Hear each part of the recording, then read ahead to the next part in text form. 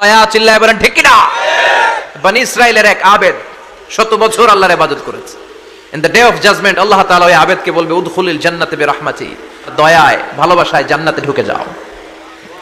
ওই আল্লাহর ওলি বলবে বাল বি আমালি, আল্লাহ আমি আমার আমল দিয়ে যেতে চাই, আপনার দয়া দিয়ে জান্নাতে যাওয়া লাগবে কেন? আমি নামাজ তো কম পড়ি নাই, জিকির তো কম করি নাই, তাহাজ্জুদ তো কম পড়ি নাই। আল্লাহ বলবেন তাই তোর 100 বছরের ইবাদত এক পাল্লায় রেখে দিলাম, আর আমি দয়া করে মায়া করে পৃথিবীর নাজ নেয়ামতের সৌন্দর্য দেখার জন্য যে তোকে চোখ দিয়েছি, 2টা চোখ নয়, একটা চোখ আরেক পাল্লায় রেখে দিলাম।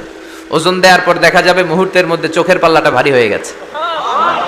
আল্লাহ বলবেন এখন হিসাব বলেই তোকে এখন জাহান্নামে যেতে হবে, যা জাহান্নামে যা।